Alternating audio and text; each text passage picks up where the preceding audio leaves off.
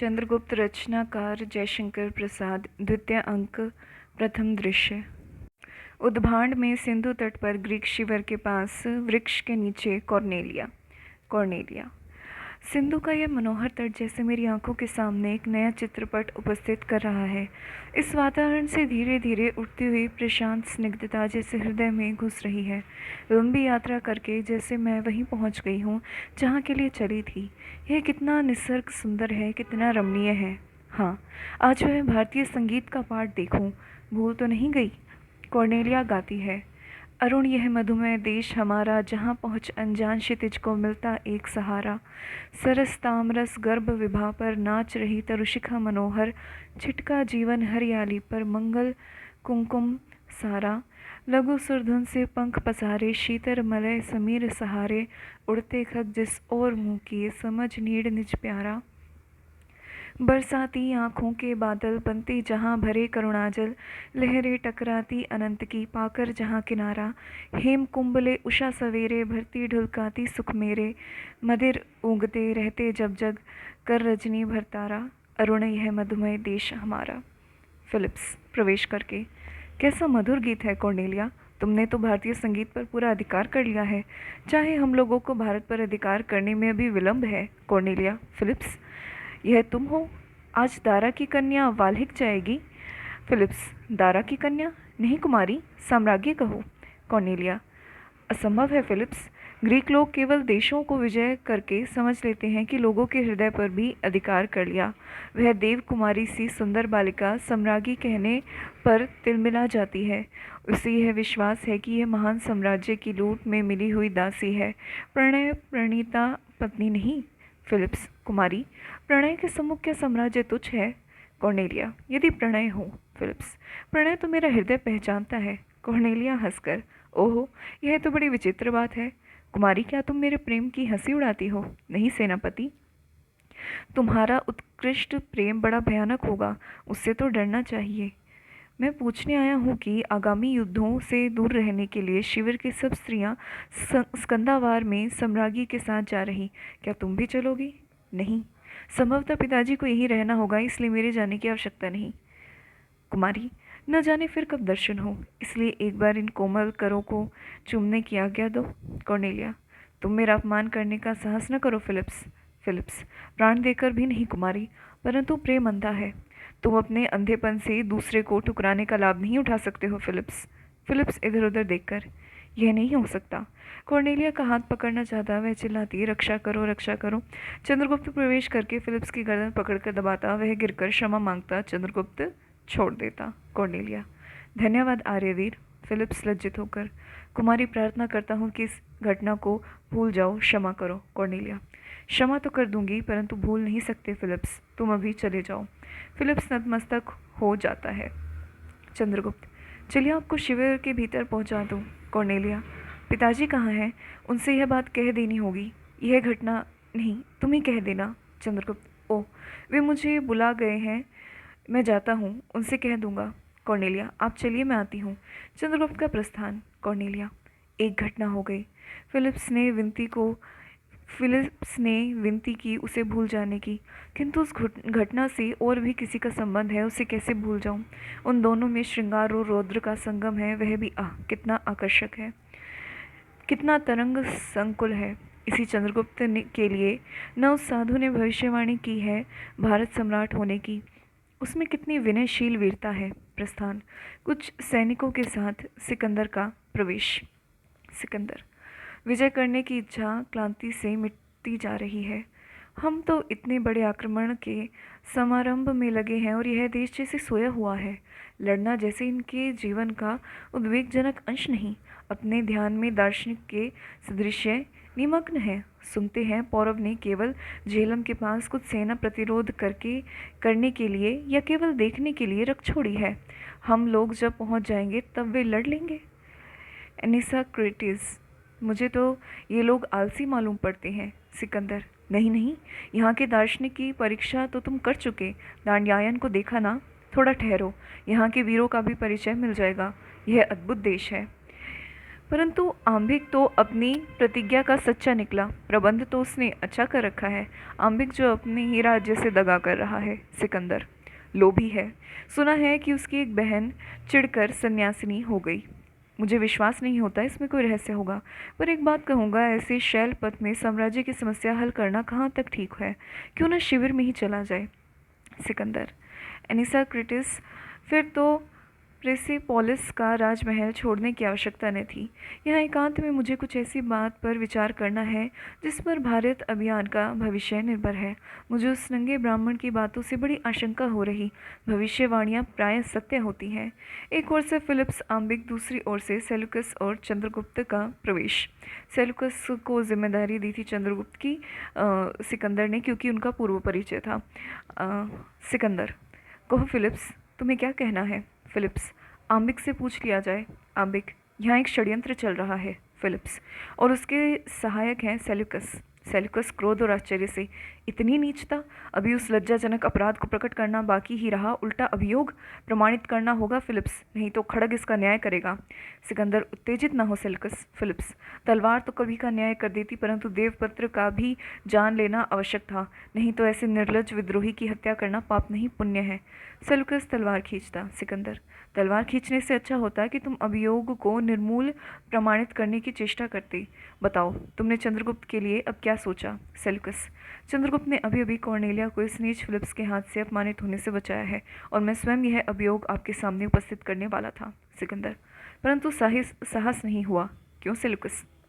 Philips कैसे साहस होता। इनकी कन्या दानयायन के आश्रम पर भारतीय दर्शन पढ़ने जाती है, भारतीय संगीत सीखती है, वहीं पर विद्रोहकारिणी अलका भी आती है, और चंद्रगुप्त के लिए यह जनरव फैलाया गया है कि यही भारत का भावी सम्राट होगा।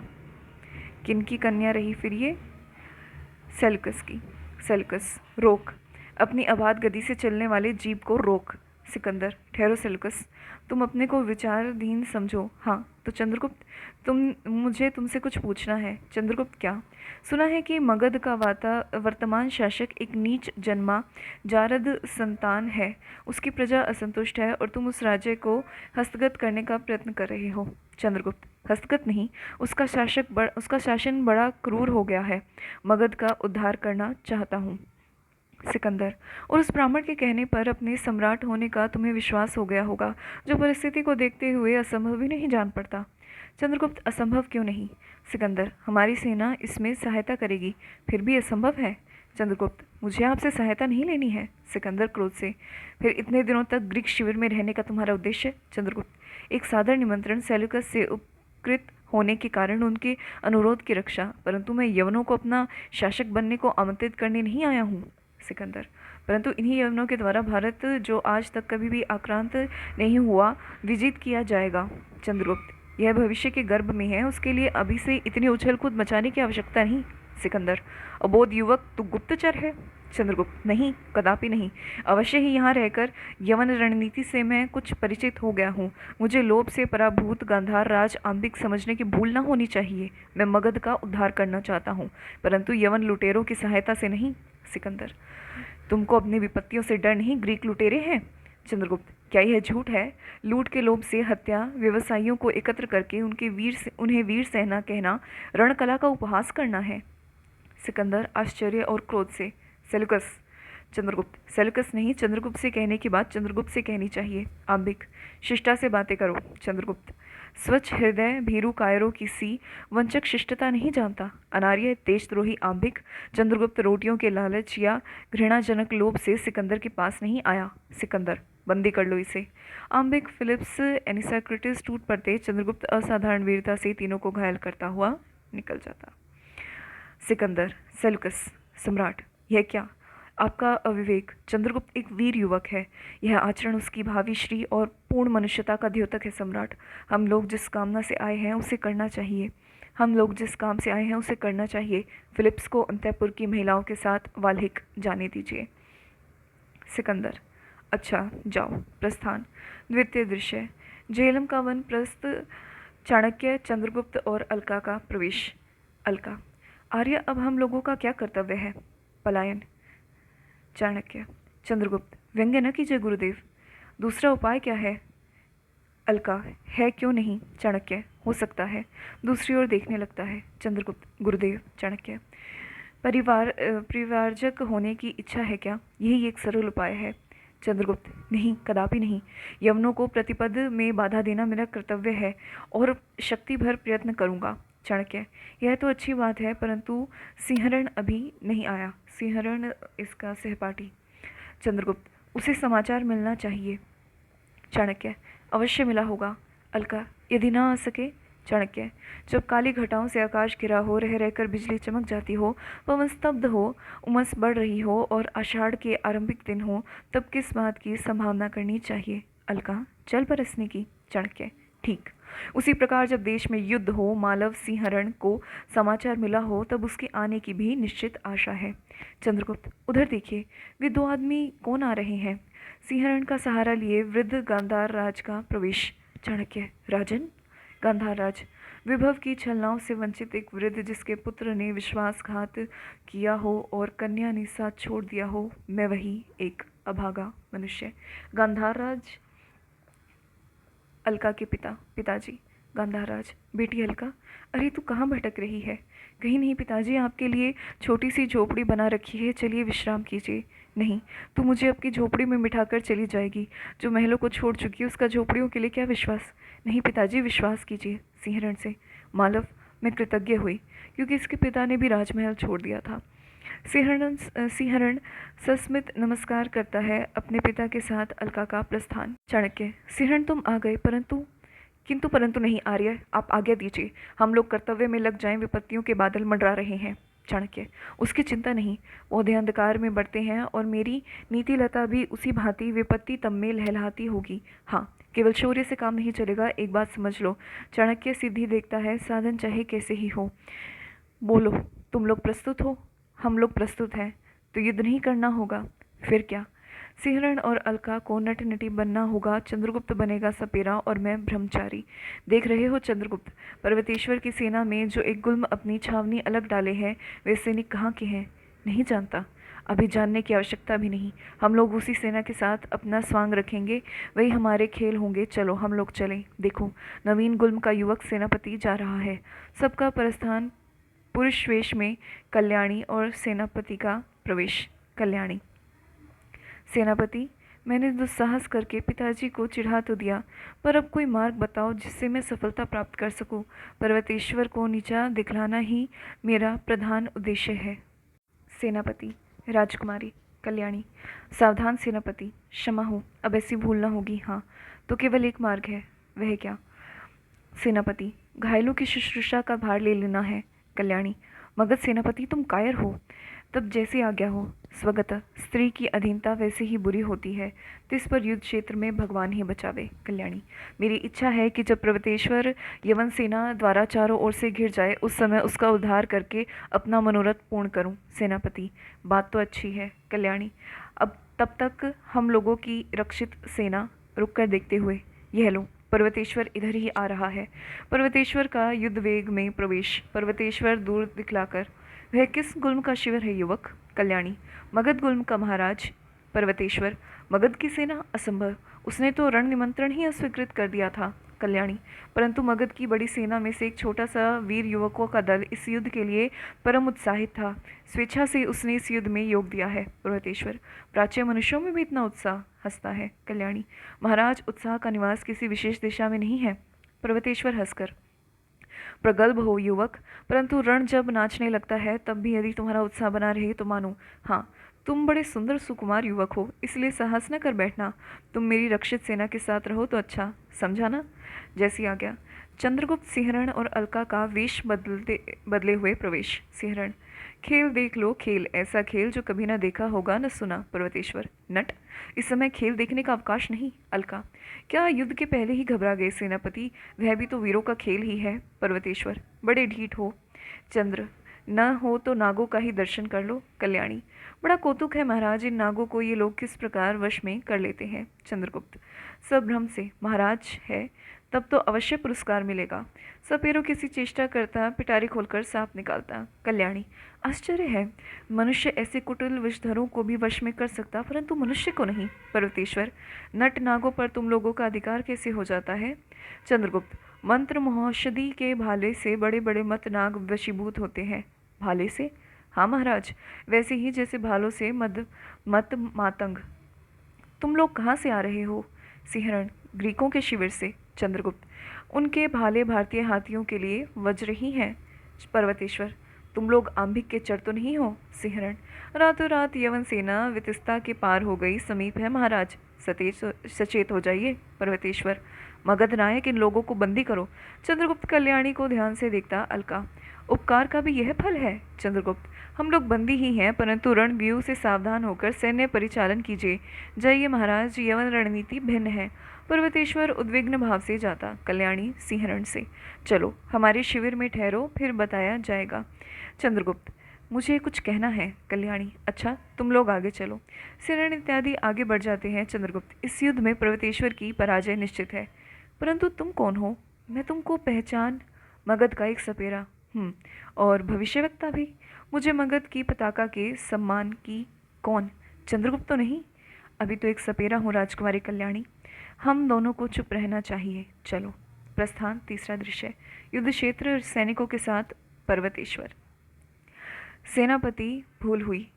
पर्वतेश्वर कहते हैं। सेनापति, हाथियों ने उद्यम मचा रखा है और रथी सेना भी व्यर्थ सी हो रही है। पर्वतेश्वर, सेनापति, युद्ध में जय या मृत्यु दो में से एक होनी चाहिए। सेनापति, महाराज सिकंदर को वितस्ता पर यह अच्छी तरह विदित हो गया है कि हमारे खड़कों में कितना धार है। स्वयं सिकंदर का अवश्य मारा गया और राजकुमार के भाले की चोट सिकंदर न संभाल सका। पर्वतेश्वर, प्रशंसा का समय नहीं है, शीघ्रता करो, मेरा रणगज प्रस्तुत हो, मैं स्वयं गजसेना का संचालन करूंगा। चलो। सब जाते हैं। कल्याणी और चंद्रगुप्त का प्रवेश। कल्याणी, चंद्रगुप्त, तुम्हें यदि मगध सेना विद्रोही जानकर बंदी बनावे? चंद्रगुप्त, बंदी सारा देश है राजकुमारी, दारुण द्वेष से सब जकड़े हैं, मुझको इसकी चिंता भी नहीं, परंतु राजकुमारी का युद्ध क्षेत्र में आना अनोखी बात है। कल्याणी, केवल तुम्हें देखने के लिए। मैं जानती थी कि तुम युद्ध में अवश्य सम्मिलित होंगे और मुझे भ्रम हो रहा है कि तुम्हारे निर्वासन के भीतरी कारणों में एक मैं भी हूँ। परंतु राजकुमारी, मेरा हृदय देश की दुर्दशा से व्याकुल है, इस ज्वाला में स्मृति लता मुझा गई है। चंद्रगुप्त, राजकुमारी, समय नहीं, वह देखो भारतीयों के प्रतिकूल दैव ने मेघमाला का सृजन किया है, रथ बेकार होंगे और हाथियों का प्रत्यावर्तन तो और भी भयानक होगा। तब मगध सेना तुम्हारे अधीन है, जैसा चाहो करो। चंद्रगुप्त, पहले उस पहाड़ी पर सेना एकत्र होनी चाहिए, शीघ्र आवश्यकता होगी, पर्वतेश्वर की पराजय को रोकने की चेष्टा कर देखूं। कल्याणी, देखो। चलो। मेघों की गड़गड़ाहट, दोनों जाते हैं। एक ओर से सेल्युकस, दूसरी ओर से पर्वतेश्वर का ससैन्य प्रवेश। युद्ध। सेल्युकस, पर्वतेश्वर, अस्त्र रख दो, यवन सावधान, बचाओ अपने को। घायल होकर सेल्युकस का हटना। पर्वतेश्वर, सेनापति, देखो उन कायरों को रोको, उनसे कह दो कि आज रणभूमि में पर्वतेश्वर पर्वत के समान अचल है, जय पराजय की चिंता नहीं। इन्हें बतला देना होगा कि भारतीय लड़ना जानते हैं, बादलों से पानी बरसने की जगह वज्र बरसेंगे, सारी गजसेना छिन्न भिन्न हो जाएगी। रथी विरत हो, रक्त के नाले धमनियों से बहें, परंतु एक पग भी पीछे हटाना पर्वतेश्वर के लिए संभव है। धर्म युद्ध में प्राण भिक्षा मांगने वाले भिखारी हम नहीं। जाओ, उन भगौड़ों से एक बार जननी के स्तन्य की लज्जा के नाम पर रुकने के लिए कहो, कहो कि मरने का क्षण एक ही है। जाओ। सेनापति का प्रस्थान। सिंहरण और अलका का प्रवेश। सिंहरण, महाराज, यह स्थान सुरक्षित नहीं, उस पहाड़ी पर चलिए। तुम कौन हो युवक? एक मालव। मालव के मुख से ऐसा कभी नहीं सुना गया। मालव, खड़क क्रीड़ा देखनी हो तो खड़े रहो, डर लगता है तो पहाड़ी पर जाओ। सिंहरण, महाराज, यवनों का दल आ रहा है, आने दो, तुम हट जाओ। फिलिप्स का प्रवेश। सिंहरण का भीषण युद्ध, फिलिप्स का हटना। सेल्युकस, फिलिप्स का पुनः प्रवेश, सिंहरण का घायल होना और पर्वतेश्वर का युद्ध और लड़खड़ा कर गिरने की चेष्टा। चंद्रगुप्त और कल्याणी का सैनिकों के साथ पहुंचना। दूसरी ओर से सिकंदर का आना। युद्ध बंद करने के लिए सिकंदर की आज्ञा। चंद्रगुप्त, युद्ध होगा। सिकंदर, कौन? चंद्रगुप्त, हाँ देवपुत्र। किससे युद्ध? मुमूर्षु घायल पर्वतेश्वर, वीर पर्वतेश्वर से? कदापि नहीं, आज मुझे जय पराजय के विचार नहीं, मैंने एक अलौकिक वीरता का स्वर्गीय दृश्य देखा। होमर की कविता में पड़ी हुई जिस कल्पना से मेरा हृदय भरा, उसे यहाँ प्रत्यक्ष देखा। भारतीय वीर पर्वतेश्वर, अब मैं तुम्हारे साथ कैसा व्यवहार करूं? पर्वतेश्वर रक्त पोंछते हुए, जैसा एक नरपति अन्य नरपति के साथ करता है। सिकंदर। सिकंदर, मैं तुमसे मैत्री करना चाहता हूँ। विस्मय विमुग्ध होकर तुम्हारी सराहना किए बिना मैं नहीं रह सकता। धन्य आर्यवीर, मैं तुमसे युद्ध न करके मैत्री भी कर सकता हूँ। पर्वतेश्वर। चंद्रगुप्त। पंचनद नरेश, आप क्या कह रहे हैं? समस्त मगध सेना आपकी प्रतीक्षा में है, युद्ध होने दीजिए। कल्याणी। इन थोड़े से अर्धजीव यवनों को विचलित करने के लिए पर्याप्त मगध सेना है महाराज, आज्ञा दीजिए। पर्वतेश्वर। नहीं युवक, वीरता भी एक सुंदर कला है, उस पर मुग्ध होना आश्चर्य की बात नहीं। मैंने वचन दे दिया, अब सिकंदर चाहे हटे। सिकंदर। कदापि नहीं। कल्याणी। शीर्ष त्राण फेंक कर जाती हूँ क्षत्रिय पर्वतेश्वर, तुम्हारे पतन में रक्षा न कर सकी, बड़ी निराशा हुई। पर्वतेश्वर। तुम कौन हो? मगध की राजकुमारी कल्याणी देवी। पर्वतेश्वर। ओह, पराजय, निकृष्ट पराजय। चंद्रगुप्त और कल्याणी का प्रस्थान सिकंदर आश्चर्य से देखता है। अलका घायल सिंहरण को उठाना चाहती और आंबिक आकर दोनों को बंदी करता है। पर्वतेश्वर। यह क्या? आंबिक। इनको अभी बंदी बना रखना आवश्यक है, तो ये लोग मेरे यहाँ रहेंगे। सिकंदर। पंचरथ नरेश की जैसी इच्छा। तो युद्ध समाप्त हो गया। पर्वतेश्वर ने हथियार डाल दिए और अलका और सिंहरण को बंदी बना लिया गया। चतुर्थ दृश्य। हाँ जी। मालव में सिंहरण के उद्यान का एक अंश। मालविका प्रवेश करके।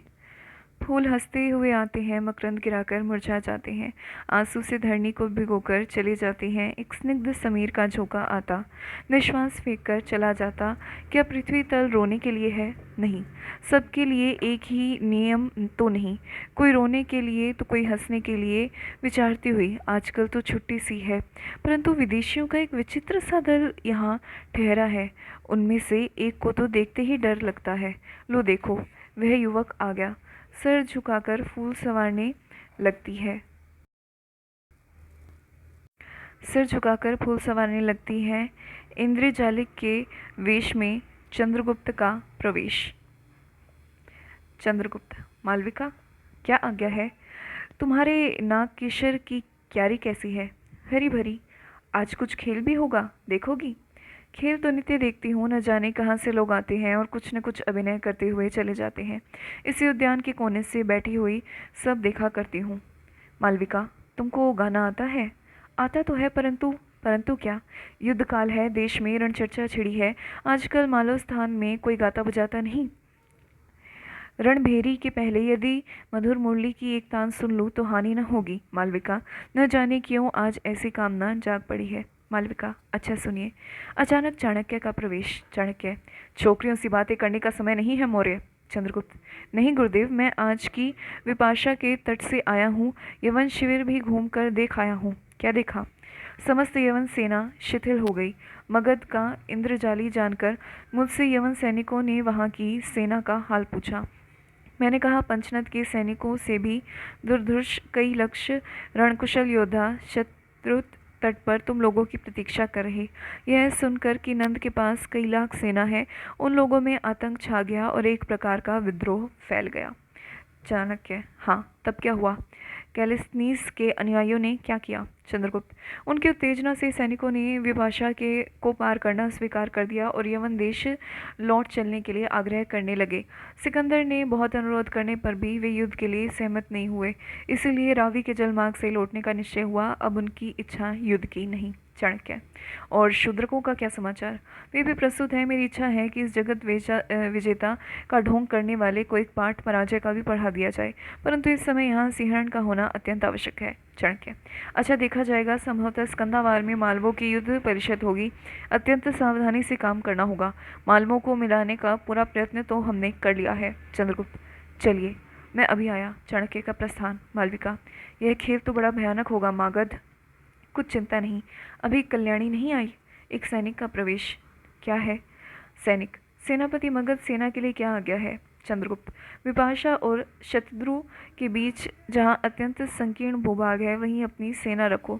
स्मरण रखना कि विपाशा पार करने पर मगध का साम्राज्य ध्वस्त करना यवनों के लिए बड़ा साधारण काम हो जाएगा। सिकंदर की सेना के सामने इतना विराट प्रदर्शन होना चाहिए कि वह भयभीत हो। सैनिक। अच्छा, राजकुमारी ने पूछा है कि आप कब तक आवेंगे, उनकी इच्छा मालव में ठहरने की नहीं। राजकुमारी से मेरा प्रणाम कहना और कह देना कि मैं सेनापति का पुत्र हूँ।